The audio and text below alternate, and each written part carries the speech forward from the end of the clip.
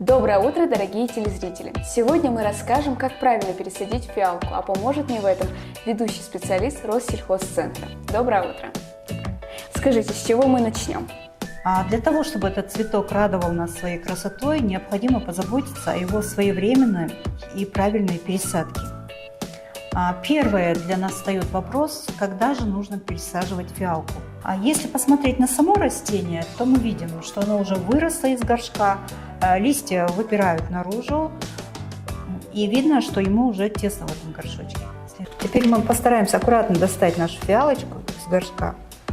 Корневой ком, как мы видим, полностью сплетен, и дальше развиваться ему уже нет места.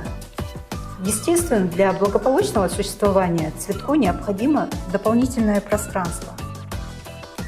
Также незамедлительно следует спасать фиалку, если в горшке завелись паразиты или закисла земля, даже если растение в это время цветет.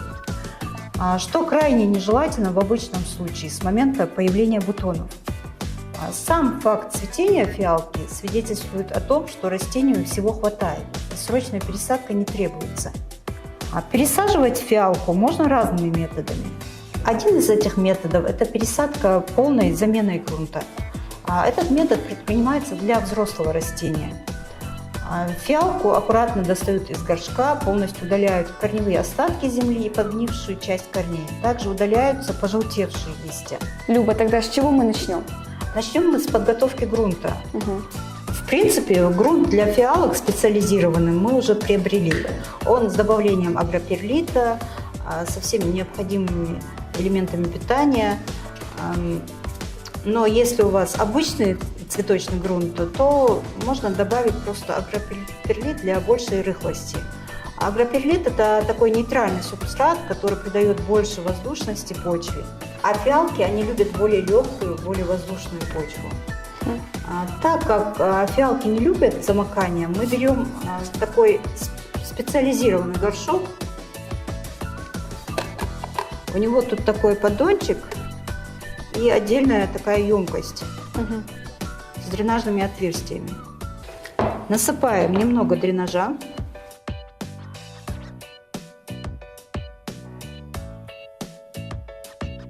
И добавляем на дно немного приготовленного грунта.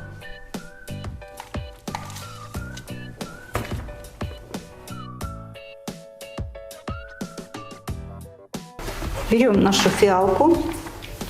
Если имеются, удаляем пожелтевшие листья, цветоносы и пасынки. Также нижние устаревшие листья.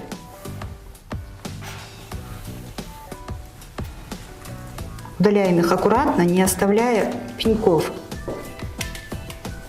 В дальнейшем эти листочки можно будет укоренить.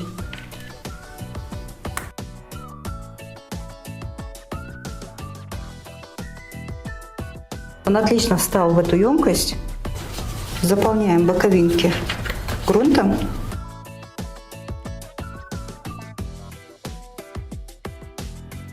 Фиалка получилась практически вровень с краем горшка. Не нужно, чтобы она была сильно заглублена, и не нужно, чтобы она выпирала над верхней кромкой горшка.